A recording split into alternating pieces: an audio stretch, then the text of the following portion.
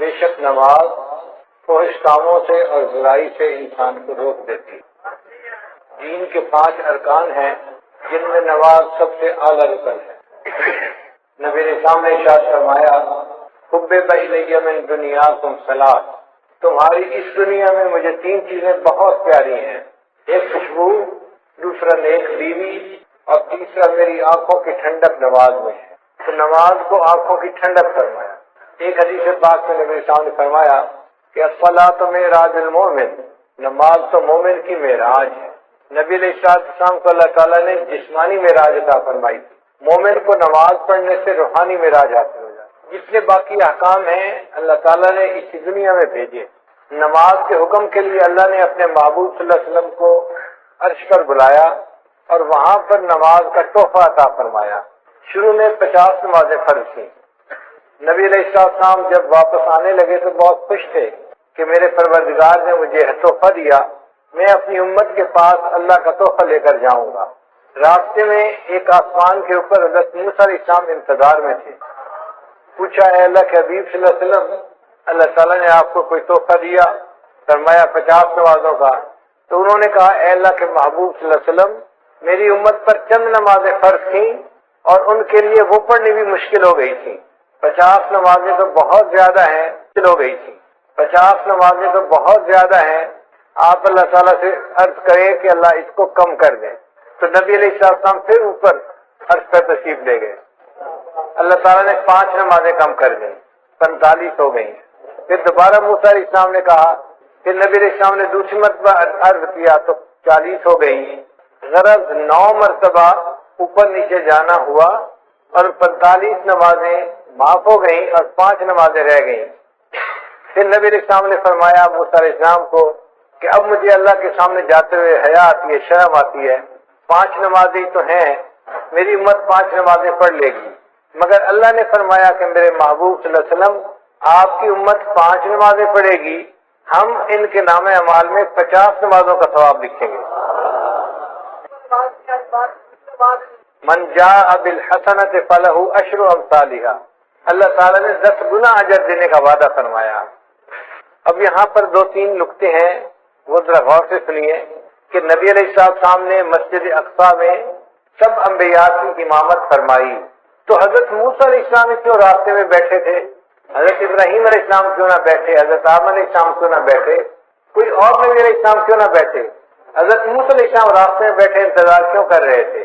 علماء نے جواب دیا کہ حضرت موسیٰ علیہ السلام کلیم اللہ تھے، وہ کوہ پہ جاتے تھے، اللہ تعالیٰ سے ہم کلامی کرتے تھے، ہم کلامی کرنے سے ان کے دل میں چاہت ہوئی کہ اے اللہ میں آپ کا دیدار کرنا چاہتا ہوں، رب ارنی انظر الیک۔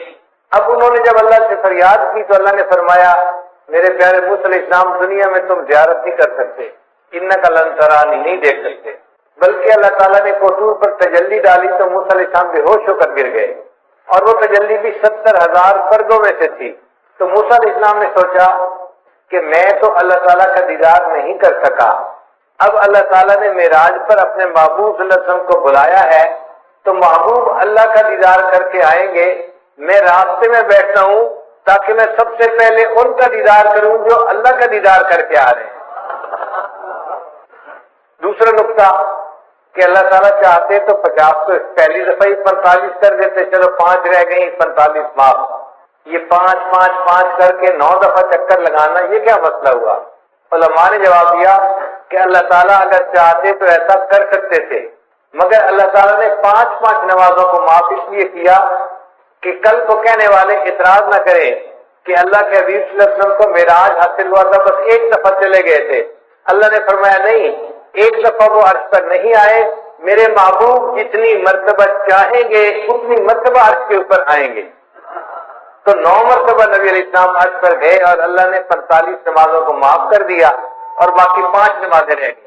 اب ایک تیسرا نقطہ بڑا مزے کا ہے کہ حضرت موسیٰ علیہ السلام نے کہا کہ اللہ کے نبی صلی اللہ علیہ وسلم 50 نمازیں بہت زیادہ ہیں، آپ کم ہونے کی درخواست کریں۔ تو کیا حضرت موسیٰ علیہ السلام نبی علیہ السلام سے زیادہ ذہین تھے؟ خود نبی علیہ السلام کو خیال نہ آیا کہ کم کروا لینی چاہیے؟ تو علماء نے اس کا جواب دیا ہے وجہ یہ تھی کہ نبی علیہ السلام اللہ کی تجلی سے حاصل کر چکے تھے، اللہ کا دیدار کر چکے تھے. اس دیدار کرنے کی وجہ سے نبی علیہ السلام پر اللہ کے عشق کے ایک غلبے کی کیفیت تھی. اس حال میں اللہ اگر 500 نمازوں کا حکم بھی فرما دیتے تو نبی علیہ السلام اس کو بھی قبول فرما لیتے. جب محبوب کا جلوہ ہوتا ہے پھر بندے کو پتہ نہیں چلتا. اور اس کی دلیل یہ ہے کہ یوسف علیہ السلام کا جلوہ ہوا تھا اور مصر کی عورتوں نے اپنے ہاتھوں کی انگلیاں کاٹ دی تھی، ان کو پتہ ہی نہیں چلا تھا کیا کاٹ رہی ہیں. تو اگر عورتیں اپنے ہاتھوں کی انگلیاں کاٹ سکتی تھیں تو نبی علیہ السلام کو جب اللہ کا دیدار نصیب ہوا تو محبوب کا ذہن اس طرف گیا ہی نہیں کہ یہ زیادہ ہیں. محبوب نے فرمایا میرے رب نے جو فرمایا ہے میری امت اس کو پورا کرے گی. مگر موسیٰ علیہ السلام نے تو تجلی نہیں پائی تھی تو اس لیے انہوں نے بات کو سمجھا کہ کم ہونی چاہیے. تو اللہ تعالیٰ نے ایک طریقے سے 50 کا حکم تو دیا مگر اس کو 5 کر دیا اور حکم فرمایا میرے محبوب آپ کی امت 5 نمازیں پڑھے گی، میں ان کے نام اعمال میں 50 نمازوں کا ثواب لکھوا دوں گا. اس نماز کا حکم ہر کسی کو ہے، ساری مخلوق کو ہے. اللہ کی شان دیکھیے، درخت جو ہیں وہ قیام کی حالت میں ہیں، جو چوپائے ہیں وہ رکوع کی حالت میں ہیں، جو کیڑے مکوڑے ہیں وہ سجدے کی حالت میں ہیں، اور جو پہاڑ ہیں وہ قعدے کی حالت میں، تحیات کی حالت میں ہیں. کل قد علم صلاتہ و تسبیحہ. اللہ فرماتے ہیں ہر کسی کو اپنی نماز کا پتہ ہے کہ کیسے ادا کرنی ہے، مگر ساری مخلوق ایک ایک رکن ادا کر رہی ہے. انسان کو اللہ نے یہ شان عطا فرمائی وہ تمام ارکان کا مجموعہ پوری نماز ادا کرتا ہے. حدیث پاک میں آتا ہے عرش پہ فرشتے ہیں وہ بھی نماز ادا کرتے ہیں. جو قیام میں ہے وہ ساری زندگی قیام میں رہے گا، رکوع نہیں کر سکے گا. جو رکوع میں ہے ساری زندگی رکوع میں رہے گا، سجدے میں نہیں جائے گا. جو سجدے میں ہے ساری زندگی سجدے میں رہے گا، اتحیات میں نہیں جائے گا. جو اتحیات میں ہے ساری زندگی اتحیات میں. تو فرشتے ایک ایک رکن پر عمل کرتے ہیں اور اللہ نے انسان کو یہ شان عطا فرمائی ان تمام ارکان کا مجموعہ پوری نماز تکبیر اولیٰ سے لے کے سلام پھیرنے تک انسان کو عطا فرمائی. اور اس نماز کا حکم بچے کو بچپن سے دے دیا جاتا ہے. آپ حیران ہوں گے کہ جی بچپن سے کیسے دے دیا جاتا ہے؟ بھئی دیکھیں جب بچہ پیدا ہوتا ہے تو ایک کان میں اذان اور دوسرے میں اقامت. تو اذان میں کیا کہتے ہیں؟ حی علی الصلاۃ، حی علی الفلاح. تو نماز کے لیے بلایا نا بچے کو. تو اذان دینے کے کئی فوائد ہیں. ایک تو اللہ کا نام اس کے دماغ میں پہنچایا، بچے کے دماغ میں. دوسرا اس کو نماز کا حکم بھی فرمایا. اور تیسرا اس کو یہ بھی بتا دیا کہ اے بچے تیری زندگی کی اذان بھی ہو چکی، اقامت بھی ہو چکی. اب جب نماز پڑھنے میں تھوڑا سا وقت باقی ہوتا ہے اتنا تیری زندگی ہے، اس زندگی کو تو گزارے گا تو تیری نماز جنازہ کھڑی ہو جائے گی. اور حکم نماز اس کا بھی جو ہے نا وہ صراحت ہے. دیکھیے اللہ تعالیٰ نے حضرت عیسیٰ علیہ السلام کو فرمایا تھا کہ آپ اپنی والدہ کی گواہی دیں. تو عیسیٰ علیہ السلام نے کہا تھا انی عبد اللہ آتانی الکتاب وجعلنی نبیا وجعلنی مبارکا اینما کنت واوصانی بالصلاۃ والزکاۃ. تو دیکھو بچہ ہے کہہ رہا ہے کہ اللہ نے مجھے حکم دیا نماز کا. تو بچپن میں ہی گویا نماز کا حکم مل جاتا ہے بچے کو. پڑھنی تو ہوتی ہے جب وہ بالغ ہوگا، فرض اس وقت ہوگی، حکم پہلے سے دے دیا جاتا ہے اس کی اہمیت کی وجہ سے. یہ نماز کتنی اہم ہے. یہ ایسے ہی ہے بچہ چھوٹا ہوتا ہے ماں باپ بچپن میں کہہ دیتے ہیں بیٹا ہم نے تجھے حافظ بنانا ہے، ہم نے تجھے عالم بنانا ہے، تجھے انجینئر بنانا ہے، ڈاکٹر بنانا ہے، ہم نے تجھے پائلٹ بنانا ہے.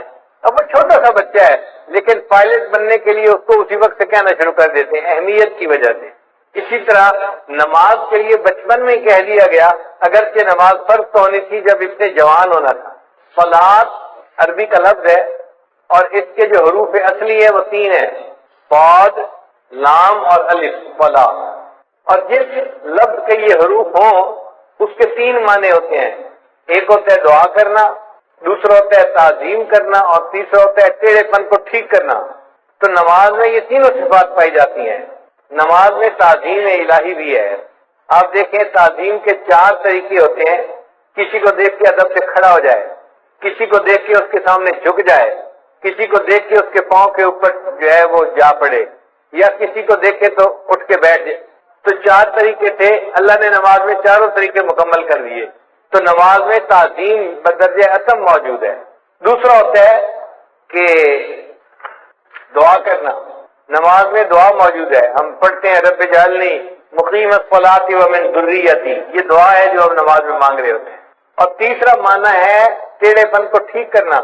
تو جیسے آگ کے ذریعے سے بانس اگر ٹیڑھا ہو تو اس کو سیدھا کر لیا جاتا ہے، اسی طرح نماز بھی اپنے نور کی گرمی سے انسان کے ٹیڑھے اخلاق کو ٹھیک کر دیتی ہے، انسان کو نیک بنا دیتی ہے۔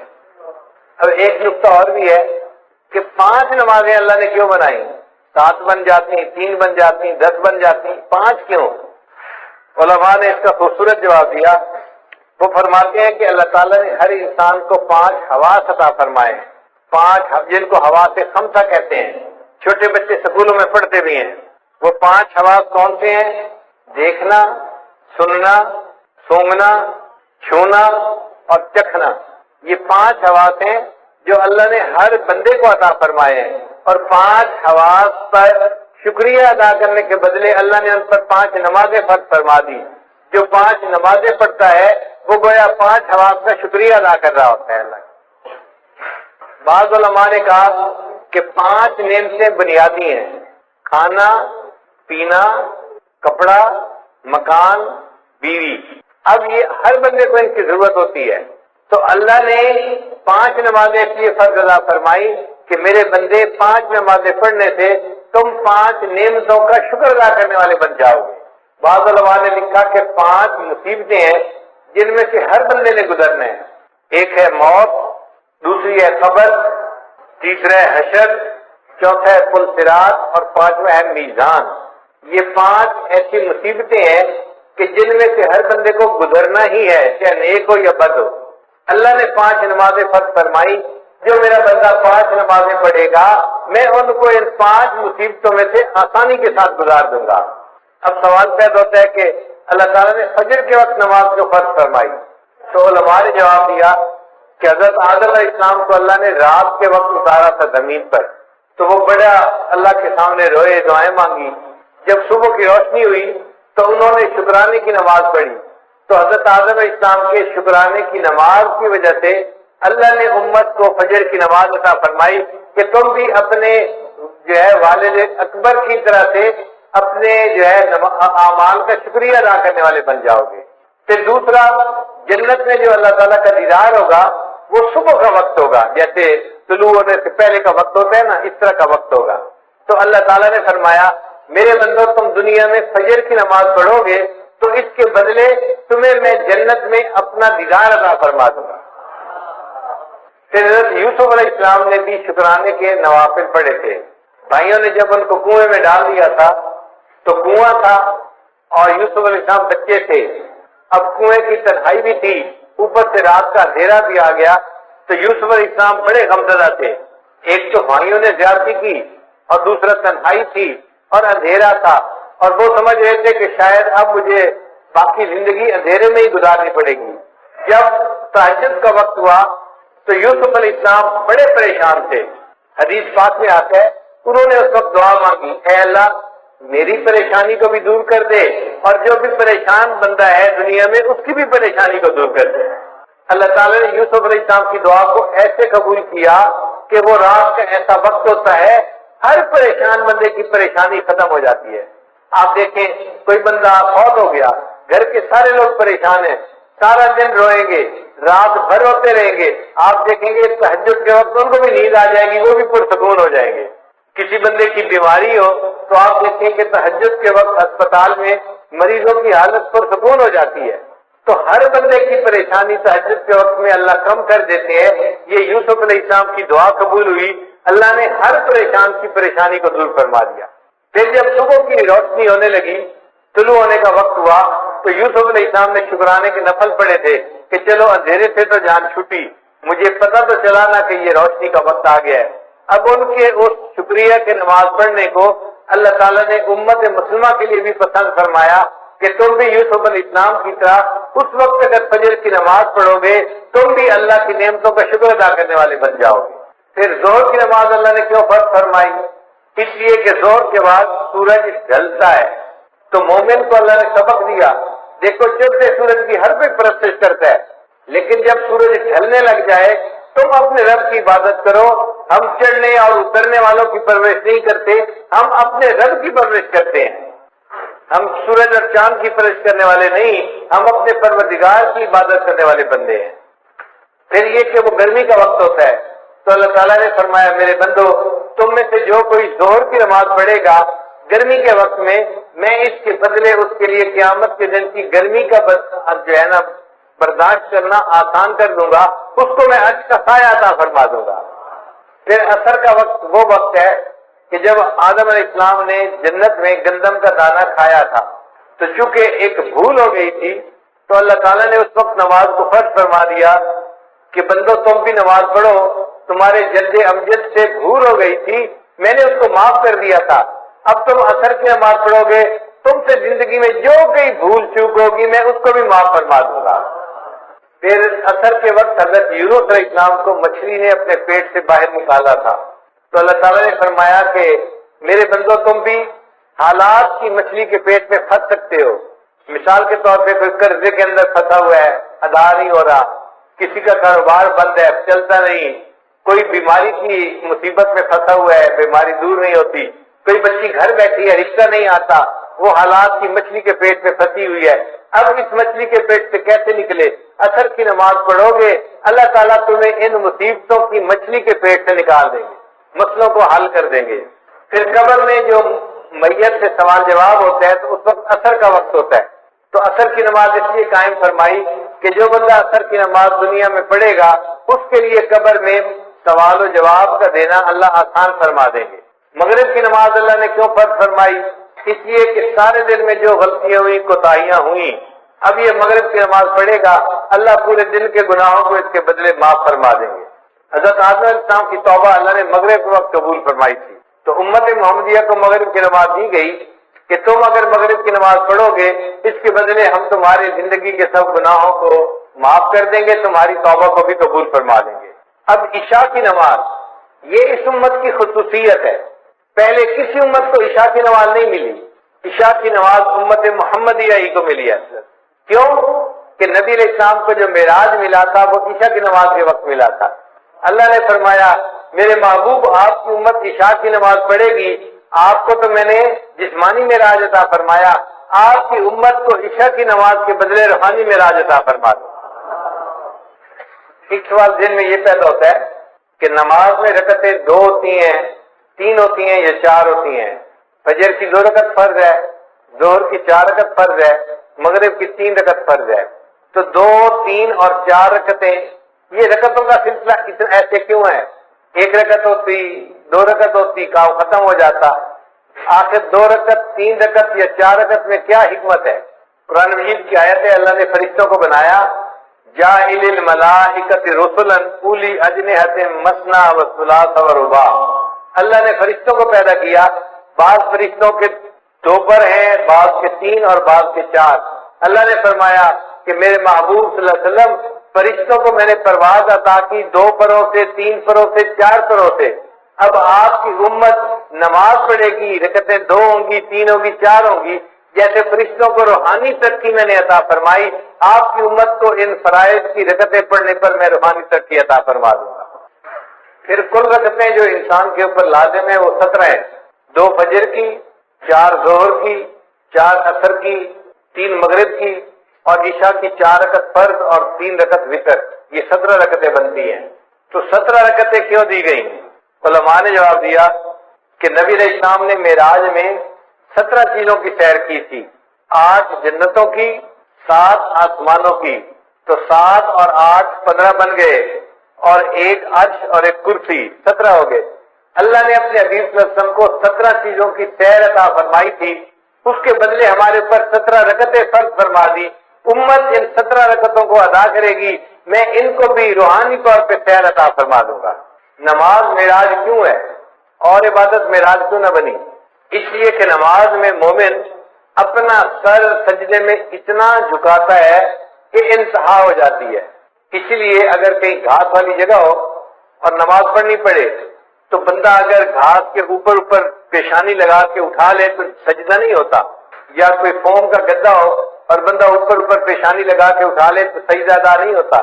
سجدے کے لیے ضروری ہے کہ اتنا سر جھکائے کہ نیچے سے زمین کی سختی محسوس ہونے لگ جائے، جب سختی نیچے سے محسوس ہوگی اب سر نیچے جا ہی نہیں سکتا تب سجدہ مکمل ہوگا، اللہ نے فرمایا میرے بندے تو نے سجدہ کرنے میں اپنے سر کو جھکانے کی انتہا کر دی، اس حالت میں میرے بندے میں نے تجھے اٹھانے کی انتہا کر دی، میں نے تجھے معراج عطا فرما دیا۔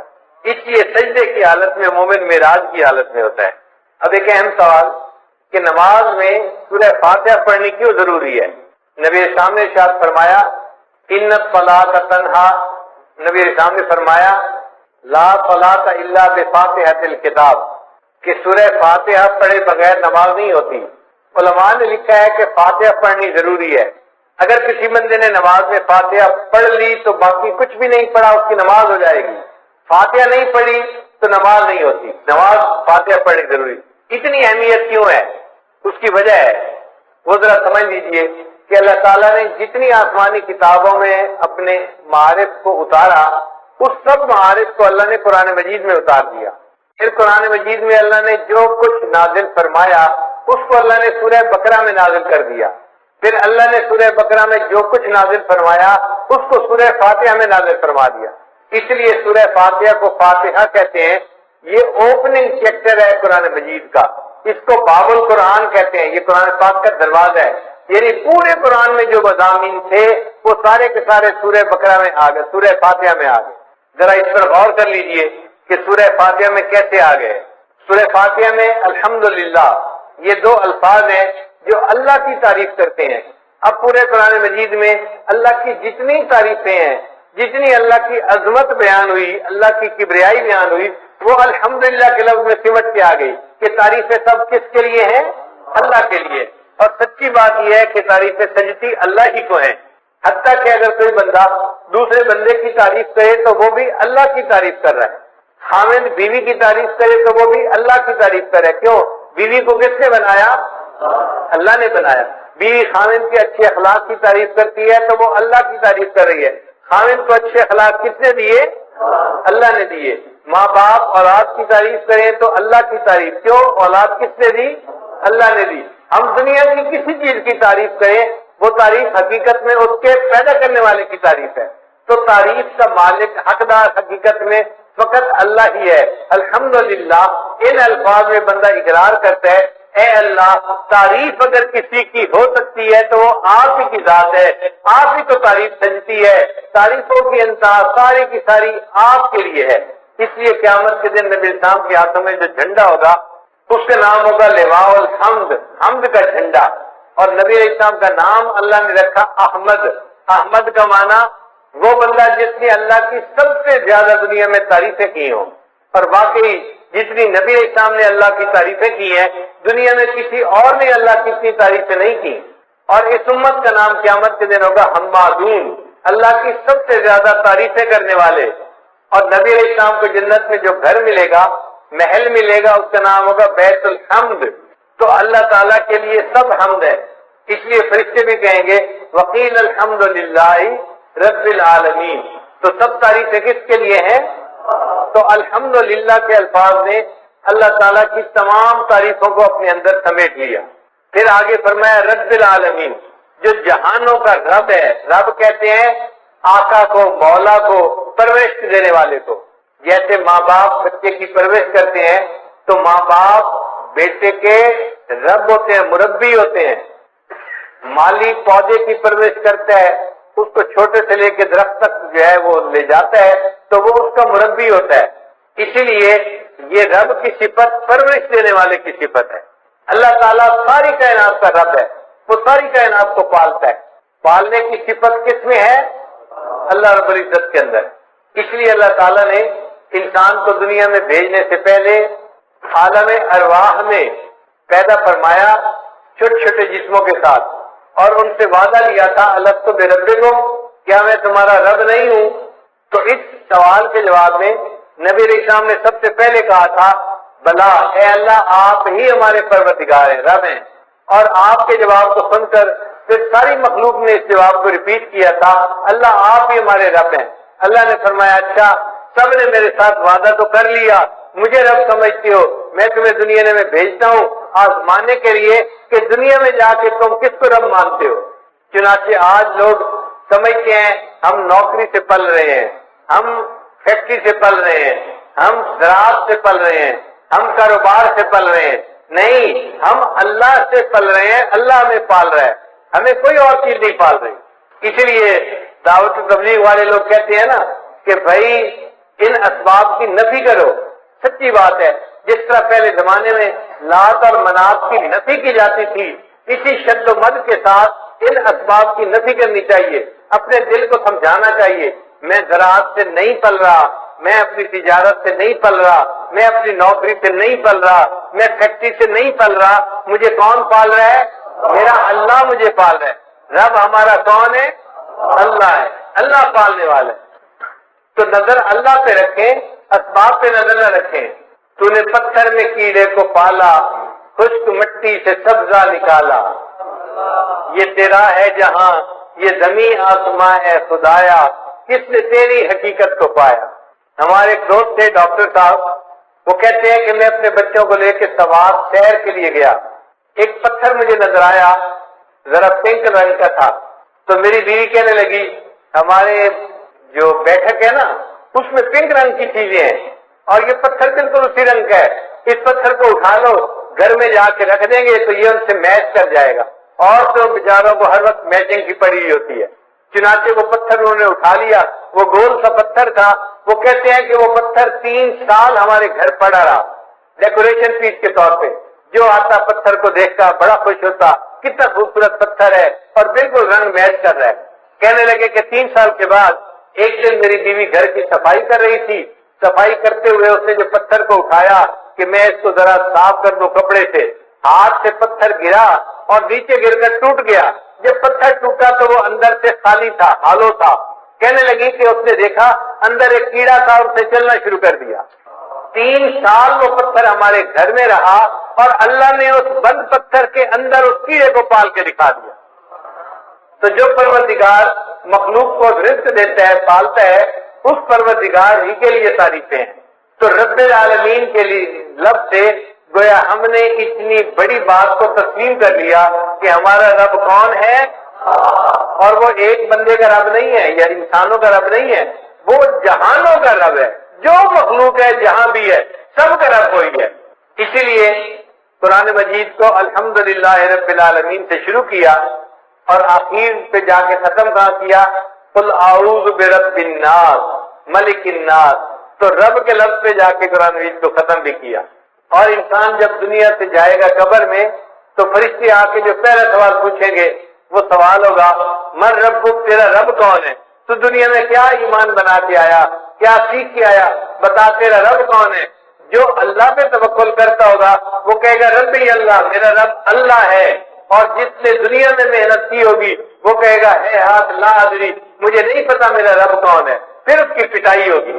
اس لیے یہ رب کے سبق کو ہم نے اچھی طرح یاد کرنا ہے تاکہ قبر میں بھی سوال کا جواب دینا آسان ہو جائے، اور قیامت کے دن بھی انسان اپنے رب کے سامنے کھڑے ہوں گے۔ یوم یقوم الناس لرب العالمین، انسان اپنے رب کے سامنے کھڑے ہوں گے۔ تو رب العالمین کے لفظ نے اللہ کی ربوبیت کو کے مضمون کو اپنے اندر سمیٹ لیا۔ اب ربوبیت قاہرانہ بھی ہوتی ہے اور ربوبیت راحمانہ بھی ہوتی ہے۔ باپ بھی مربی ہوتا ہے مگر روب ہوتا ہے، جلال ہوتا ہے، تھپڑ بھی لگا دیتا ہے بچے کے، سختی کرتا ہے۔ اور ماں میں بھی جو ہے یہ ربوبیت ہوتی ہے، مربیانہ صفت ہوتی ہے مگر رحمت والی ہوتی ہے۔ ماں محبت سے بچے کی پرورش کرتی ہے۔ اب اللہ تعالیٰ اس کائنات کے رب ہیں تو ان کی ربوبیت کیسی ہے؟ فرمایا الرحمن الرحیم، رحمت والی ربوبیت ہے اللہ کی، وہ رحمت کی ربوبیت سے پوری کائنات کی پرورش فرما رہا ہے۔ اب رحمان اور رحیم 2 لفظ ہیں۔ رحمان کہتے ہیں اس ذات کو کہ جس کے پاس بے انتہا خزانے ہوں، اور رحیم کہتے ہیں کہ اس کے خزانے استعمال بھی بے انتہا ہو رہے ہوں۔ 2 قسمیں ہوتی ہیں، بندے کے پاس پیسہ بھی بہت زیادہ ہو اور دل بھی بہت بڑا ہو کہ اپنے پیسے کو غریبوں پہ تقسیم بھی کر رہا ہو۔ کئی مرتبہ بندہ سخی تو بڑا ہوتا ہے، پیسے ایک دھیلا پیسے کا نہیں ہوتا، اس کی سخاوت کس کام کی؟ یا بندے کے پاس پیسہ تو بہت ہوتا ہے، خرچ کرنے کی صفت نہیں ہوتی تو پیسہ کس کام کا؟ مزہ تو تب ہے کہ پیسہ ہو بھی بہت زیادہ اور خرچ کرنے کی عادت بھی خوب ہوتی۔ اللہ تعالیٰ میں یہ دونوں صفتیں موجود ہیں. اللہ کے پاس رحمتوں کے خزانے بھی بے انتہا ہیں اور اللہ کی رحمت خرچ بھی بے انتہا ہو رہی ہے، اپنے اور پرائے سب پہ خرچ ہو رہی ہے. رحمان کہتے ہیں اس کو جو دنیا میں اپنے اور پرائے سب پر رحمت فرماتا ہے. دیکھیں دنیا میں کافروں کو جو رزق ملتا ہے کون دیتا ہے؟ کافروں کو اولاد کون دیتا ہے؟ صحت کون دیتا ہے؟ رزق کھانے کو کون دیتا ہے؟ اللہ دیتا ہے. وہ کتنا رحیم ہے، رحمان ہے کہ جو ایمان والوں کو بھی رحمت نواز رہا ہے اور کافروں کو بھی رحمت سے نواز رہا ہے. تو اپنے اور پرائے سب کو وہ ایمان والوں کو بھی دیتا ہے، وہ وفاداروں کو بھی دیتا ہے، وہ دنیا میں غداروں کو بھی دیتا ہے. وہ بڑا کریم آتا ہے. اور قیامت کے دن اللہ تعالیٰ ایمان والوں کے ساتھ خاص رحمت فرمائیں گے. وَكَانَ بِالْمُؤْمِنِينَ رَحِيمًا. پھر رحمان کہتے ہیں کہ جس کی رحمت دنیا میں خاص ہو، اور رحیم کہتے ہیں کہ جس کی رحمت آخرت میں خاص ہو. تو رحمان اور رحیم کے دو لفظ لانے سے عجیب مضامین کو سمیٹ لیا گیا. اب پورے قرآن مجید میں رحمت کے جتنے مضامین ہیں وہ رحمان اور رحیم کے لفظ کے اندر سمٹ کے آ گئے. پھر اس کے بعد فرمایا مالک یوم الدین.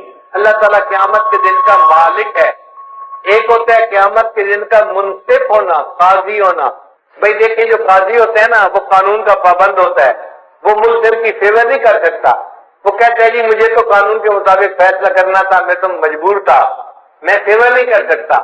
اللہ تعالیٰ قیامت کے دن کے صرف منصف نہیں مالک بھی ہیں. اور مالک تو اختیار ہوتا ہے، وہ جس کی چاہے فیور کرے اور جس کو چاہے معاف فرما دے. تو اللہ نے فرمایا میں قیامت کے دن کا مالک ہوں، میں جس کو چاہوں گا قیامت کے دن اس کو معاف فرما دوں گا، اس کی بخشش فرما دوں گا. تو مضمون جتنا قیامت کا پورے قرآن مجید میں آیا اس کو مالک یوم الدین کے الفاظ نے اپنے اندر سمیٹ لیا. پھر اس کے بعد فرمایا ایاک نعبد. اے اللہ ہم آپ ہی کی عبادت کرتے ہیں. عبادت کے لائق فقط اللہ ہی کی ذات ہے. عبادت کس کی کرنی چاہیے؟ اب مشرک کیا کرتے ہیں؟ وہ کہتے ہیں ہم اللہ کی بھی عبادت کرتے ہیں. بھئی یہ بھی کا نقطہ نہیں چاہیے، ہم اللہ ہی کی عبادت کرتے ہیں. اب کوئی بندہ کہے جی نقطے سے کیا بنتا ہے؟ بھئی نقطے سے بہت فرق پڑتا ہے. آپ بتاؤ اگر کوئی بیوی کسی خاوند کو کہے میں آپ کی بھی بیوی ہوں تو اس کو نقطہ قبول ہوگا؟ خاوند کہے گا نہیں تم کہو میں آپ ہی کی بیوی ہوں. بھئی اگر خاوند یہ نقطہ برداشت نہیں کرتا تو رب تو اللہ تعالیٰ تو بڑی عظمت والا ہے، وہ بھی شرک کا نقطہ برداشت نہیں کرتا. وہ بھی کہتا ہے عبادت کرنی ہے تو کس کی کرنی ہے؟ فقط اللہ ہی کی کرنی ہے. ایاک نعبد. آپ ہی کی اللہ عبادت کرتے ہیں اور آپ ہی سے مدد مانگتے ہیں. ہمارے حاجت روا بھی آپ ہیں، مشکل کشا بھی آپ ہیں. اللہ ہمارے جو ہے وہ کام کو سر انجام دینے والے آپ ہی ہیں. اللہ ہی کی طرف توجہ رکھنی ہے. تو مدد ہم کس سے مانگا کریں؟ اللہ سے مانگا کریں. مخلوق سے مدد مانگنے کی کوئی ضرورت نہیں. مخلوق مدد نہ مانگے، اللہ سے مدد مانگے جو حقیقت میں انسان کی ہر حال میں مدد کر سکتا ہے. مخلوق تو کبھی مدد کے لیے آ جائے گی اور کبھی کہے گی بھائی میں چاہتا ہوں کہ میں آپ کو قرض دے دوں، میرے حالات ساتھ نہیں دے رہے، میرا کاروبار ساتھ نہیں دے رہا، میری مجبوری ہے، میرے گھر والے ساتھ نہیں دے رہے. تو مخلوق تو مجبور ہوتی ہے، دوسرے کی مدد نہیں کر سکتی. ایسے مجبوروں سے مدد کیا مانگنا؟ مدد اس سے مانگو جس کو کوئی مجبوری نہیں، وہ جب چاہے جہاں چاہے جس کی چاہے ہر حال میں مدد کر سکتا ہے. اس کے بعد فرمایا اہدنا الصراط المستقیم.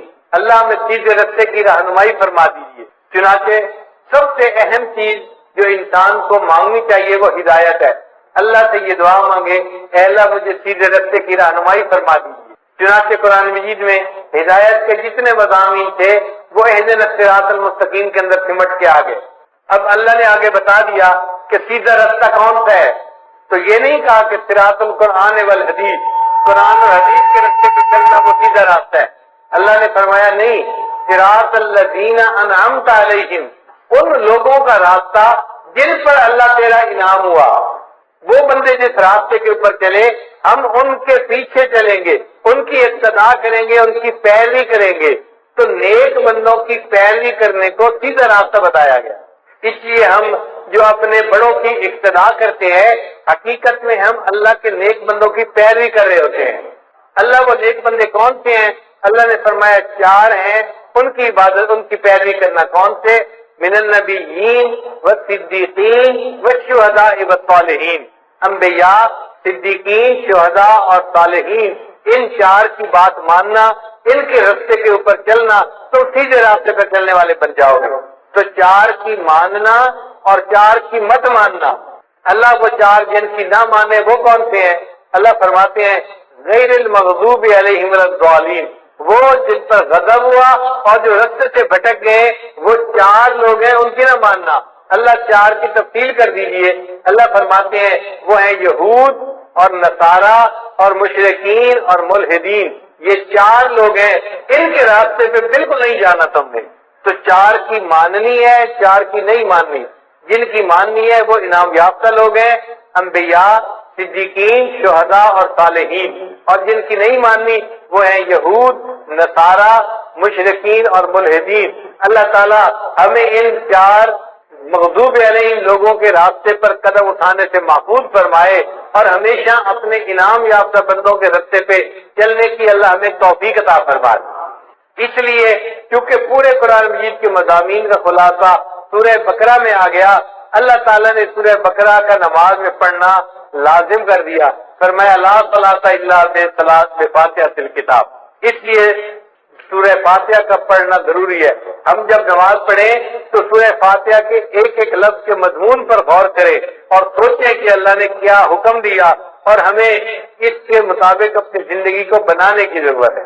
اب ایک اور نقطہ، آخر اللہ تعالیٰ کو نماز اتنی پسند کیوں ہے کہ نبی علیہ السلام نے فرمایا مومن اور کافر کے درمیان فرق کرنے والی چیز نماز ہے، اور جو بندہ نماز پڑھے گا اللہ تعالیٰ اس کے سارے دن کے کاموں کا ذمہ دار بنے گا، اللہ اس کے کاموں میں اس کی مدد کرے گا اور اس کی اللہ تعالیٰ ہر حال میں جو ہے وہ پشت پناہی فرمائیں گے۔ تو نماز آخر اتنی پسند کیوں ہے، اللہ کیوں خوش ہوتے ہیں؟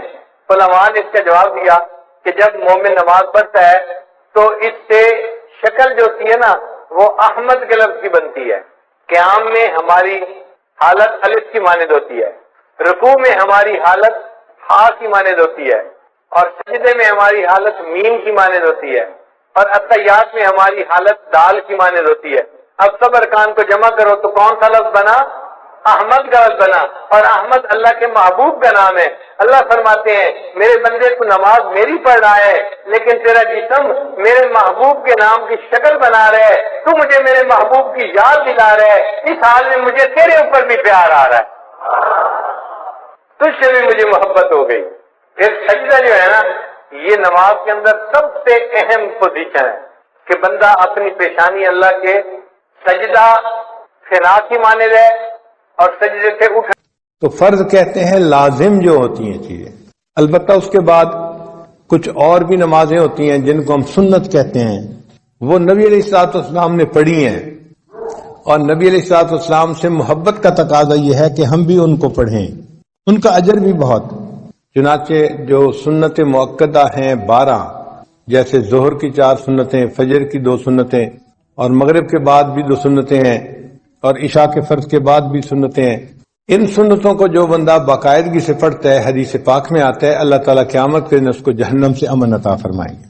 پھر کچھ ایسی رکعتیں ہوتی ہیں جن کو ہم نفل کہتے ہیں، وہ بندے کا اللہ سے محبت کا اظہار ہوتا ہے، ان کو آپشنل کہتے ہیں، اگر کوئی پڑھ لے گا تو ثواب ملے گا، اگر نہیں پڑھے گا تو وہ فائدہ نہیں اٹھا پائے گا، بس کوئی سزا نہیں ہوتی اس کے اوپر۔ یہ نمازیں بھی بہت اہمیت کی حامل ہیں۔ آج کل کے دور میں طبیعتوں میں سستی اتنی آ گئی ہے کہ نوجوان بس فرض پڑھتے ہیں یا مشکل سے سنت نماز پڑھی اور پھر مسجد سے چلے جاتے ہیں۔ وقت بھی ہوتا ہے، کوئی ڈنڈا لے کے سر پہ نہیں کھڑا ہوتا کہ بھئی نکلو یہاں سے، وقت بھی ہوتا ہے، مگر طبیعت کے اندر نفل پڑھنے کا شوق نہیں ہوتا۔ یہ افسوس کی بات ہے۔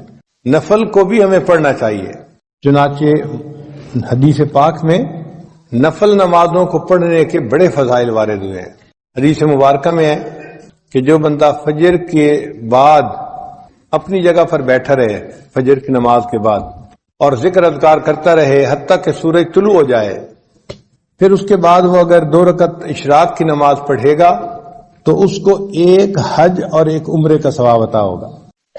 اور صحابی کہتے ہیں کہ نبی علیہ السلام نے جب یہ فرمایا تو 3 دفعہ کہا کہ مکمل مکمل مکمل، یعنی حج اور عمرے کا ثواب تھوڑا نہیں ملے گا، مکمل حج مکمل عمرے کا ثواب ملے گا۔ حیران ہوتے ہیں، حج کرنا تو ایک مشقت والا کام ہے اور بڑا ٹائم لگتا ہے اور پیسے لگتے ہیں، وقت لگتا ہے، اور یہاں 2 رکعت پہ حج کا ثواب مل گیا، عمرے کا ثواب مل گیا۔ تو علماء نے بات سمجھائی کہ دیکھو، ایک ہوتا ہے ضابطہ اور ایک ہوتا ہے رابطہ۔ ضابطہ تو ہوتا ہے کہ ایک روٹین بنی ہوئی ہے، اس کے مطابق کچھ کام کرنے پر اس بندے کو کوئی چیز دے دی جائے، اور رابطہ اس کے تعلق کے اوپر ہوتا ہے۔ اب اس کی مثال یوں سمجھیں کہ آپ کے ہاں ایک مزدور کام کرتا تھا اور آپ اس کو روزانہ کے 500 روپے دیتے تھے مزدوری کے۔ ایک دن وہ غمزدہ سا بیٹھا ہوا ہے، تو آپ اس سے پوچھتے ہیں کہ بھئی کیا ہوا؟ وہ کہتا ہے جی کہ میری بیٹی کی شادی ہے 1 ہفتے کے بعد، اور میرے پاس تو کچھ وسائل نہیں، تو میں بہت پریشان ہوں کہ میں بیٹی کی رخصتی کیسے کروں گا۔ اس کی بات سن کے آپ کے دل میں اس کے ساتھ ہمدردی پیدا ہوتی ہے۔ اب آپ اس کو 10,000 روپے دے دیتے ہیں، بھئی اپنی بیٹی کی شادی کے لیے میری طرف سے 10,000 روپے لے۔ اب دیکھیں، ضابطہ یہ تھا کہ اس نے پورا دن مزدوری کرنی تھی اور 500 روپے کمانے تھے، اور جب مالک سے اس کا رابطہ ہوا تو 2 منٹ کی گفتگو کے بعد اس کو 10,000 روپیہ مل گیا۔ تو فرض نمازوں پہ انسان کو ضابطے کے مطابق اجر ملتا ہے، بہت زیادہ ہوتا ہے وہ بھی، لیکن جو فرضوں سے بھی آگے بڑھ کے کام کرتا ہے تو اللہ تعالیٰ کو اس پہ پیار آتا ہے، اور پھر بڑوں کی دین ہمیشہ بڑی ہوتی ہے۔ اللہ تعالیٰ اس بندے کو اپنے خزانوں سے دیتے ہیں اور بڑا انعام عطا فرماتے ہیں۔ آپ کے گھر میں ڈرائیور ہے، ایک دن وہ آپ کے پاس شہد کی بوتل لے کے آ گیا، وہ جی ہمارے گاؤں میں درخت کے اوپر شہد کا چھتا لگا ہوا تھا، کل ہم نے اتارا، چونکہ چھوٹی مکھی کا شہد تھا اور خالص تھا، تو میں نے سوچا میں آپ کے لیے لے کے آتا ہوں۔ اب وہ شہد کی ایک بوتل آیا، لیکن آپ کے دل میں اپنی جگہ بنا کے چلا گیا کہ آپ نے سوچا کہ اچھا یہ مجھ سے اتنا تعلق رکھنے والا ہے کہ اس کو یہ خیال تھا کہ یہ شہد میں اپنے مالک کو دوں گا تاکہ وہ ناشتے میں استعمال کرے۔ وہ شہد لانا اس کے لیے ضروری نہیں تھا، محبت کا اظہار تھا، لیکن اس محبت کے اظہار کی وجہ سے آپ کا تعلق اس کے جڑ گیا، اس نے آپ کے دل میں جگہ بنا لی۔ اسی طرح نوافل آپشنل ہوتے ہیں، لیکن جب انسان نوافل ادا کرتا ہے تو اللہ تعالیٰ کے ہاں اس بندے کی جگہ بن جاتی ہے، اللہ تعالیٰ اس بندے سے محبت فرماتے ہیں۔ چنانچہ احادیث میں لکھا ہے کہ نوافل کے فضائل میں سے ایک یہ بھی ہے کہ قیامت کے دن اللہ تعالیٰ بندے کی نماز کو چیک کریں گے، دیکھیں گے، اور اگر نماز میں کوئی کمی ہوگی، کوتاہی ہوگی، تو اللہ تعالیٰ فرشتوں کو فرمائیں گے میرے اس بندے کے نام اعمال میں نوافل کو دیکھو، اگر نفل موجود ہیں تو ان کو فرضوں کی جگہ قبول کر لو۔ سبحان اللہ، ہمارے نوافل ہمارے فرضوں کی کمی کو پورا کر دیں گے۔ تو یہ کتنا بڑا اللہ کا فضل ہے اور کرم ہے کہ ان کو ہم باقاعدگی سے اگر پڑھیں تو اللہ تعالیٰ اس کے بدلے ہمارے فرائض کے حساب کو آسان کر دیں گے۔ پھر یہ جو نوافل ہے نا، یہ فرائض کا حصار ہے کہ جو بندہ نوافل وقت پہ ادا کرتا ہے وہ فرائض کو اپنے وقت پہ زیادہ بہتر طریقے سے ادا کر سکے گا، اور اگر نوافل میں سستی کرے گا تو وقت کے ساتھ ساتھ سنن پر عمل کرنے میں سستی کرے گا، اور جو سنن پر سستی کرنے میں عمل کرے گا اللہ تعالیٰ اس کو فرائض سے محروم فرما دیں گے، اور جو فرائض سے محروم ہو گیا وہ انسان بدبخت اور شقی بن جائے گا۔ تو نوافل حصار ہیں انسان کے فرائض کا، اور ہم دیکھتے بھی ہیں بعض نوجوان بچے باہر ملکوں میں، عرب ملکوں میں خاص طور پر، ان کو صرف نماز کے فرائض پڑھنے کی عادت ہوتی ہے۔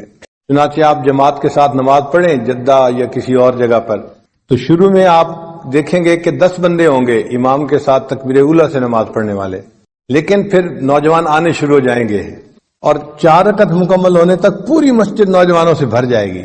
اتنے نوجوان نماز کے لیے آئے کہ پوری مسجد ہی بھر گئی، لیکن جیسے ہی سلام پھیرا وہ نوجوان اسی وقت اٹھ کے واپس جانا شروع کر دیں گے، اور 1 منٹ کے اندر پھر وہی 10-15 بندے جو نماز پڑھ رہے تھے پہلے وہی رہ جائیں گے، باقی سب مسجد سے چلے جائیں گے۔ تو گویا اب نوجوانوں نے صرف فرضوں کو ہی نماز بنا لیا، سنتوں کا پڑھنے کا شوق نہ رہا، نفل کا ذوق نہ رہا۔ اس میں پھر ہوتا کیا ہے کہ جو صرف فرض پڑھنے والے ہیں پھر کئی دفعہ فرض میں بھی سستی کر جاتے ہیں، آ نہیں پاتے۔ تو نوافل پڑھنے والا انسان یوں سمجھیں کہ اپنے فرائض کے گرد ایک حصار باندھ لیتا ہے جس کی وجہ سے اس کے فرائض اچھے طریقے سے ادا ہو جاتے ہیں۔ حدیث مبارکہ میں ہمارے عمار ابن یاسر رضی اللہ تعالیٰ عنہ فرماتے ہیں کہ نبی علیہ السلام نے ارشاد فرمایا کہ جو بندہ نفل پڑھے گا اللہ تعالیٰ اس کے سب گناہوں کو معاف فرما دیں گے، اگرچہ وہ سمندر کی جھاگ کے برابر کیوں نہ ہو۔ تو نوافل کے ادا کرنے پر سمندر کی جھاگ کے برابر بھی گناہ ہوں گے، اللہ ان گناہوں کو معاف فرما دیں گے۔ تو سعادت ہے جس بندے کو نفل پڑھنے کی توفیق نصیب ہو جائے۔ اور ایک حدیث پاک میں ہے کہ بندہ جو نوافل پڑھتا ہے تو اللہ تعالیٰ فرشتوں کو فرماتے ہیں کہ اس کے نام اعمال میں صدقہ کرنے کا ثواب لکھا جائے، اور صدقہ کرنے سے مصائب ٹلتے ہیں۔ گویا نوافل پڑھنے والے بندے کے مصائب کو اللہ تعالیٰ اس کے اوپر سے ہٹا دیتے ہیں۔ آپ دیکھیں ہم اپنی پریشانیوں کے دور ہونے کے لیے کتنے فکر مند ہوتے ہیں، اور بعض لوگ تو عملیات کے پیچھے بھاگتے ہیں، اس سے پوچھو اس سے پوچھو، کیا عمل کریں کیا عمل کریں۔ بھائی سب سے بہتر عمل آپ نفل پڑھنا شروع کر دیں، نمازوں کے ساتھ جو نفل ہیں ان نوافل کی برکت سے اللہ آپ کو مصیبتوں سے محفوظ فرما لیں گے۔ حضرت جابر رضی اللہ عنہ روایت کرتے ہیں کہ نبی علیہ السلام نے ارشاد فرمایا کہ جو لوگ دنیا میں نوافل ادا کرنے والے ہوں گے ان نوافل کے بدلے قیامت کے دن ان بندوں کو نور عطا کیا جائے گا۔ قیامت کے دن اندھیرا ہوگا اور ایمان والوں کے سروں کے اوپر نور ہوگا، جیسے ٹارچ ہوتی ہے نا بندے کے ہاتھ میں، اور اس ٹارچ کی روشنی میں وہ قیامت کے دن اندھیرے کا سفر کر رہے ہوں گے۔ اس وقت منافق ان کو کہیں گے کہ ذرا ہماری طرف بھی توجہ کیجیے، ہم آپ کے نور سے فائدہ اٹھا لیں۔ قیل ارجعوا وراءکم فالتمسوا نورا، ان کو کہا جائے گا واپس دنیا میں جاؤ، یہ نور تو دنیا میں ملا کرتا تھا، اب یہاں نہیں ملے گا، ہر بندے کو اس کا نور کام آئے گا۔ تو یہ نوافل قیامت کے دن ہمارے لیے نور ہوں گے۔ اب ایک بندے کے ہاتھ میں سیل فون کی روشنی ہے، ایک کے ہاتھ میں بیٹری کی روشنی ہے، اور ایک کے ہاتھ میں بلب کی روشنی ہے، تو بلب والا زیادہ خوش ہوگا کہ میری روشنی میرے لیے بہت کافی بھی ہے اور دوسروں کو بھی فائدہ پہنچا رہی ہے۔ تو جن لوگوں کے ایمان کا نور قیامت کے دن زیادہ ہوگا وہ قیامت کے دن خوش لوگ ہوں گے، خوشی کا اظہار کرنے والے لوگ ہوں گے۔ نبی علیہ السلام نے ارشاد فرمایا کہ جس بندے نے فجر کی نماز پڑھی اور پھر وہ سورج کے طلوع ہونے تک مسجد میں بیٹھا رہا، پھر اس نے فصلی رکعتین 2 رکعتیں نماز ادا کی، اللہ تعالی جہنم کی آگ اس پر حرام فرما دیں گے۔ تو قیامت کے دن کا نور بھی ملے گا ان نوافل کی وجہ سے، اور جہنم کی آگ بھی حرام ہو جائے گی۔ نفل ادا کرنے والے بندے کو اللہ تعالی قیامت کے دن جہنم میں نہیں ڈالیں گے۔ ربیہ بنت کعب رضی اللہ تعالیٰ نے فرماتے ہیں کہ میں نبی علیہ السلام کے ساتھ تھا تو اللہ کے حبیب صلی اللہ علیہ وسلم نے فرمایا کہ جو بندہ نفل ادا کرنے والا ہوگا اللہ تعالیٰ اس کو قیامت کے دن میری رفاقت عطا فرمائیں گے۔ آپ ذرا سوچئے یہ کتنا بڑا انعام ہے کہ ان نوافل کے ادا کرنے پر اللہ تعالیٰ قیامت کے دن نبی علیہ السلام کی رفاقت ادا فرمائیں۔ ایک بچہ اگر کسی مجمع میں اپنے باپ سے بچھڑ جائے تو کتنا پریشان ہوتا ہے، تو دنیا کے اندر بچہ باپ سے بچھڑ کے اتنا پریشان نہیں ہوگا جتنا ایک امتی قیامت کے دن نبی علیہ السلام سے بچھڑ کے پریشان ہوگا۔ اور اس دن اگر نبی علیہ السلام کی رفاقت نصیب ہو جائے تو یہ بہت بڑی سعادت کی بات ہے۔ اور جو بندہ نوافل ادا کرتا ہے اس کو اللہ تعالیٰ کا قرب نصیب ہو جاتا ہے۔ حدیث مبارک میں ہے یتقرب الی عبدی بالنوافل حتی احبہ، میرا بندہ نوافل کے ذریعے میرا ایسا قرب حاصل کر لیتا ہے کہ میں اس سے محبت کرنے لگ جاتا ہوں۔ یعنی نفل ادا کرنے والا بندہ اس سے اللہ تعالیٰ محبت فرماتے ہیں، اللہ کا قرب نصیب ہوتا ہے نوافل کے ادا کرنے پر۔ پھر اللہ فرماتے ہیں میں اس کی آنکھ بن جاتا ہوں جس سے وہ دیکھتا ہے، ہاتھ بن جاتا ہوں جس سے وہ پکڑتا ہے، میں زبان بن جاتا ہوں جس سے وہ بولتا ہے۔ سبحان اللہ، یہ حدیث مبارکہ تو بڑے عجیب مضمون کی حامل ہے کہ اللہ تعالیٰ فرماتے ہیں میں اس کے ہاتھ بن جاتا ہوں جس سے وہ پکڑتا ہے، آنکھ بن جاتا ہوں جس سے وہ دیکھتا ہے۔ محدثین نے اس کے معنی یہ لکھے ہیں کہ یہ جو جسم کے اعضاء ہیں یہ انسان کے معاون ہوتے ہیں۔ دیکھیں ہم جو کام بھی کرنا چاہتے ہیں تو ہاتھ، پاؤں، آنکھ یہ سب ہمارے معاون ہیں، ان کے ذریعے سے ہی ہم وہ کام کرتے ہیں۔ تو جب اللہ تعالیٰ نے فرمایا کہ میں اس کی آنکھ بن جاتا ہوں، ہاتھ بن جاتا ہوں، اس کا ایک معنی تو یہ ہے کہ اللہ تعالیٰ اس کے کاموں میں اس کے معاون بن جاتے ہیں، اور دوسرا معنی یہ ہے کہ انسان کے اعضاء اس کے محافظ بھی ہوتے ہیں. اگر کوئی آدمی آپ کی طرف پتھر پھینکتا ہے فرض کرو تو آپ اپنے ہاتھوں سے اس کو کیچ کر لیتے ہیں، لگنے نہیں دیتے، روک لیتے ہیں. آپ کو کسی جگہ خطرہ ہو تو آپ بھاگتے ہیں وہاں سے بچنے کے لیے. تو اعضاء بندے کے محافظ بھی ہوتے ہیں.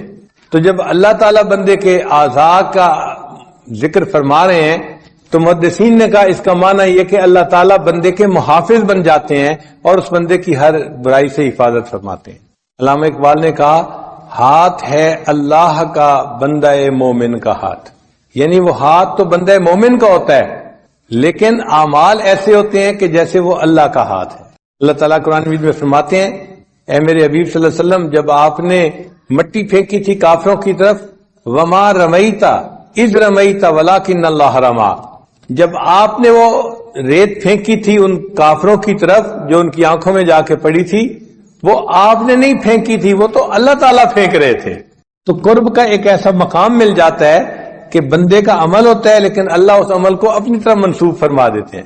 اس لیے شاعر نے کہا گفتئے او گفتئے اللہ بود گرچہ از حلقو میں عبد اللہ بود، اگرچہ وہ بندے کے حلق سے بات نکلتی ہے لیکن اس بندے کی بات ایسے ہوتی ہے جیسے اللہ کی بات ہوتی ہے.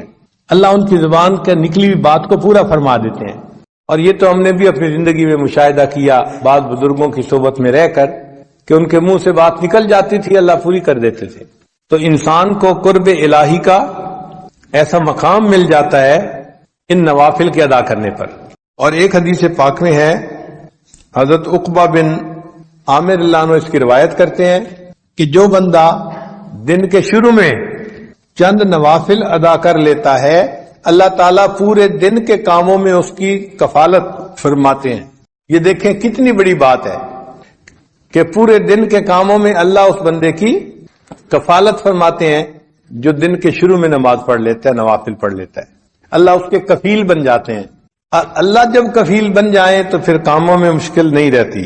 اور ایک حدیث قدسی ہے، امید ہے آپ اس کو دل کے کانوں سے سنیں گے.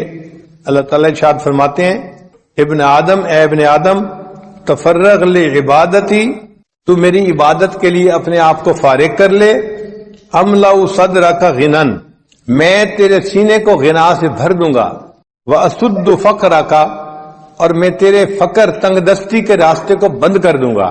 یعنی نہ تجھے تنگ دستی آئے گی اور تیرے سینے میں غنا کو ڈال دوں گا، تو مستغنی ہو جائے گا سب سے، تجھے دوسروں کی حاجت نہیں رہے گی. تو دیکھیے نوافل کے ادا کرنے پر دنیا کے فائدے بھی کتنے ہیں انسان کے لیے. وَإِلَّا تَفْعَلْ، اور اگر تو ایسا نہیں کرے گا یعنی نوافل نہیں پڑھے گا، مَلَأْتُ يَدَيْكَ شُغْلًا، میں تیرے ہاتھوں کو کاموں میں مصروف کر دوں گا. اور واقعی آج ہاتھ کاموں میں ایسے مصروف ہیں ایک کام ختم نہیں ہوتا دوسرا اوپر سے، دوسرا ختم نہیں ہوتا تیسرا اوپر سے، تیسرا ختم نہیں ہوتا چوتھا اوپر سے، اسائنمنٹس کے بعد اسائنمنٹ. تو اللہ نے اس بندے کے ہاتھوں کو کاموں سے مشغول کر دیا. ولم اسد فقرک، اور میں تیرے فقر کے راستے کو تنگ جو ہے بند بھی نہیں کروں گا. چنانچہ کاروبار بھی ہوتا ہے اور پیسے سے ٹائٹ بھی ہوتے ہیں، اس کا قرضہ دینا ہے اس کا قرضہ دینا ہے، اور جی 5 کنٹینر ادھر پھنس گئے 2 کنٹینر ادھر پھنس گئے، اب مصیبت میں پڑے ہوئے ہیں اور مانگنے والے تنگ کر رہے ہیں. ہونے کے باوجود یہ بندہ پریشان ہوتا ہے. اللہ اس کے تنگ دستی کے راستے کو بند نہیں کرتے. تو نوافل پڑھنے کا دیکھو یہ کتنا بڑا اجر ہے کہ اللہ تعالیٰ بندے کو غنا عطا فرما دیتے ہیں دل کا، اور دوسرا فقر کے راستے کو اللہ اس کے لیے بند کر دیتے ہیں. ان نوافل میں جو سب سے اہم نوافل ہیں وہ ہیں جو فقہا نے فرض نمازوں میں نوافل کہے ہیں نا. جیسے ظہر کی نماز پڑھی تو آپ نے 4 رکعت سنت پہلے پڑھی، پھر 4 رکعت فرض پڑھے، پھر 2 رکعت سنت پڑھی، پھر اس کے بعد 2 رکعت نفل بھی ہیں. تو سب سے پہلا کام یہ کریں کہ نمازوں کو مکمل طور پہ پڑھنا شروع کریں. وہ جو فرض نمازوں کے نوافل ہیں ان کو چھوڑے نہیں، ان کو ضرور پڑھیں. اسی طرح مغرب کی نماز پڑھی تو 3 فرض پڑھے، 2 رکعت سنت پڑھی، پھر اس کے بعد 2 رکعت نفل بھی ہیں. نوجوان وہ نفل چھوڑ دیتے ہیں، وہ نہیں چھوڑنے، ان کو باقاعدگی سے پڑھنا شروع کر دیں. اس پہ کوئی زیادہ وقت نہیں لگتا، عادت کی بات ہوتی ہے. جن کو عادت ہوتی ہے وہ پڑھ لیتے ہیں، جن کو عادت نہیں ہوتی وہ چھوڑ دیتے ہیں. اسی طرح عشاء کے بعد آپ نے فرض پڑھے، پھر 2 رکعت سنت پڑھی، پھر اس کے بعد 2 رکعت نفل ہیں، پھر وتر کی نماز ہے اور وتر کے آخر پہ پھر 2 رکعت نفل ہے. تو یہ جو وتر سے پہلے اور بعد میں نوافل ہیں ان کو ضرور پڑھیں. جب آپ نے نمازوں کے یہ نوافل پڑھ لیے، یعنی آپ نے نمازوں کو نوافل کے ساتھ ادا کرنا شروع کر دیا، اس کے بعد اگلا قدم ہے کہ آپ نوافل میں سے جو سب سے اعلیٰ نوافل ہیں، تہجد کے نوافل، ان کو بھی پڑھنے کی عادت ڈالیں. تہجد کی نماز پڑھنی کوئی مشکل کام نہیں ہے، انسان کے روٹین کا مسئلہ ہے.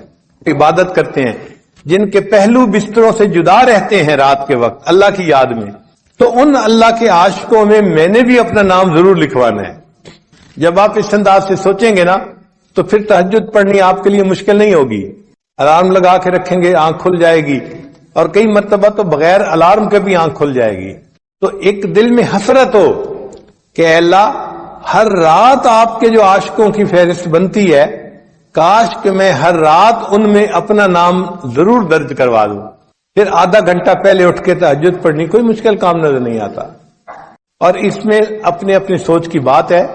آپ یہ نہ سوچیں میں تہجد نہیں پڑھتا، معاملہ کچھ اور ہے، مجھے تہجد کی توفیق نہیں دی جاتی، اللہ تعالیٰ نہیں پڑھنے دیتے.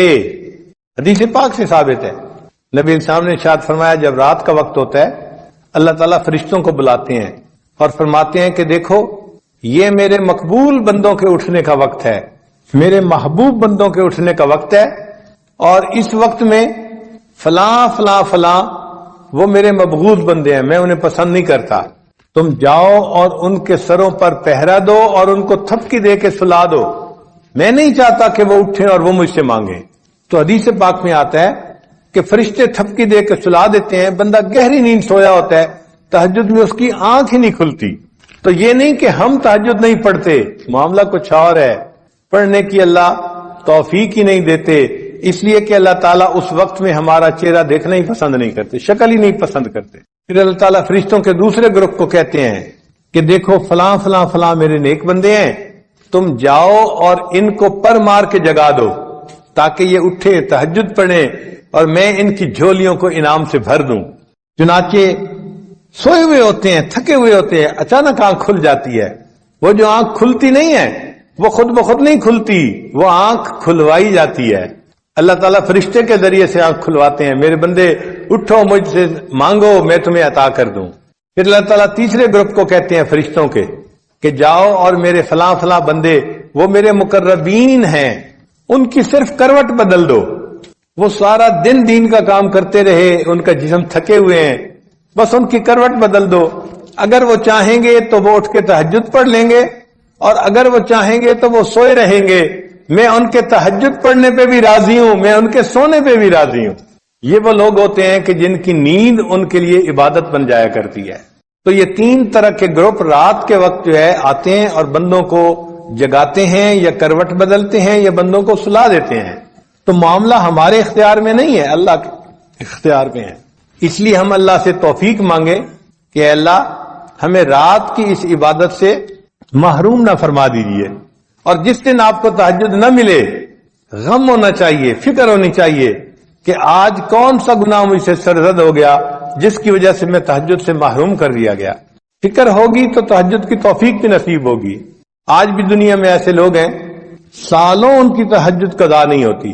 ہمارے حضرت مرشد عالم رحمت اللہ علیہ فرمایا کرتے تھے کہ تہجد کے وقت اتنا نور برستا ہے کہ دیہاتی عورتیں جو اس وقت اٹھ کر لسی بناتی ہیں اپنے گھروں میں وہ بھی تہجد کے انوارات سے محروم نہیں رہتی. تو جو عورتیں لسی بلوتی ہیں اگر وہ تہجد کے انوارات سے محروم نہیں رہتی تو جو اٹھ کے، آپ یوں سمجھیں کہ جن لوگوں کے نفسانی شیطانی تعلقات ہوتے ہیں ان کو اگر اپنے دوست سے ملنے کا وقت مل جائے تو کتنے خوش پھر رہے ہوتے ہیں، ان کو اس وقت کا انتظار ہوتا ہے. اگر یہ دنیا کے اس قسم کے تعلقات میں ان کی یہ حالت ہے تو جن کو اللہ سے محبت ہے پھر ان کو بھی دن میں 5 مرتبہ اپنے محبوب سے ملاقات کا انتظار ہوتا ہے. وہ فجر پڑھتے ہیں، ظہر کا انتظار شروع، ظہر پڑھتے ہیں تو پھر عصر کا انتظار شروع، عصر پڑھتے ہیں تو مغرب کا، مغرب پڑھتے ہیں تو عشاء کا. وہ سارا دن نماز کے انتظار میں ہی رہتے ہیں اور نماز پڑھنے سے ان کو دلی سکون نصیب ہوتا ہے. چنانچہ ایک بزرگ تھے شیخ عبد الواحد رحمت اللہ علیہ، ان کے سامنے کسی نے تذکرہ کیا کہ جنت میں نماز نہیں ہوگی تو وہ آنسوؤں سے رونے لگ گئے. کسی نے کہا کہ حضرت آپ رو کیوں رہے ہیں؟ فرمانے لگے اگر جنت میں نماز نہیں ہوگی تو پھر جنت میں پھر ہمیں مزہ ہی کیا آئے گا؟ اگر نماز نہیں ہوگی تو جنت میں ہمیں مزہ ہی پھر کیا آئے گا؟ سوچیں ان کو کتنا نماز میں مزہ ملتا ہوگا کہ جنت میں نماز پڑھنے کی جو انتظار میں لگے ہوئے ہیں. ثابت بنانی رحمت اللہ علیہ ایک بزرگ تھے، وہ ہمیشہ دعا مانگتے تھے، اے اللہ اگر کسی بندے کو قبر میں نماز پڑھنے کی اجازت ہو سکتی ہے، اے اللہ مجھے قبر میں نماز پڑھنے کی بھی توفیق عطا فرما دینا. وہ یہ ہمیشہ دعا مانگتے تھے. ایک صاحب کہتے ہیں کہ میں ثابت بنانی کے تدفین میں شامل تھا. جب دفن کر کے ہٹے تو کہنے لگے کہ میں آخری بندہ تھا جو قبر کے پاس کھڑا تھا. ایک اینٹ اپنی جگہ سے ہٹ گئی تو میں نے سوچا کہ میں اس اینٹ کو ذرا ٹھیک کر دیتا ہوں. وہ کہتے ہیں کہ ٹھیک کرنے کے لیے جو میں نے اینٹ کو اٹھایا، میں نے اپنی آنکھوں سے دیکھا کہ ثابت بنانی اپنی قبر میں نماز کی نیت کر کے کھڑے ہوئے تھے. تو دیکھیے لوگ تو قبر میں نماز پڑھنے کی دعائیں مانگتے ہیں اور ہم سے دنیا کی 5 نمازیں نہیں پڑھی جاتی، اور اگر پڑھتے بھی ہیں تو پھر نوافل چھوڑ دیتے ہیں. نوافل ضرور پڑھیں، کیا پتہ یہی نوافل قیامت کے دن ہمارے فرائض کی بدلے میں قبول کر لیے جائیں. اور تہجد کی نماز میں تو انسان کو خیر ملتی ہے. جو بندہ اللہ سے خیر لینا چاہے وہ تہجد کے وقت اٹھے اور اللہ سے مانگے، اللہ جھولیاں بھر دیتے ہیں. حدیث پاک میں ہے اللہ تعالیٰ فرماتے ہیں حل من سائل فاعطی علی، ہے کوئی سوال کرنے والا کہ جسے میں عطا کروں. جب بادشاہ اعلان کروا رہا ہے کوئی مانگنے والا جسے عطا کیا جائے، اور مانگنے والے سوئے پڑے ہوتے ہیں تو ان کو کیسے ملے گا؟ تو تہجد کے وقت میں چاہے آپ 15 منٹ پہلے اٹھیں، آدھا گھنٹہ پہلے اٹھیں، اٹھ کے 4 رکعت پڑھ کے اللہ سے مانگنے والوں کی فہرست میں اپنا نام ضرور لکھوائیں، فقیروں کی فہرست میں اپنا نام ضرور شامل کر لیں. جب عشق سکھاتا ہے آداب سحرگاہی، جب عشق سکھاتا ہے آداب سحرگاہی، کھلتے ہیں غلاموں پر انداز شہنشاہی. عطار ہو رومی ہو راضی ہو غزالی ہو، کچھ ہاتھ نہیں آتا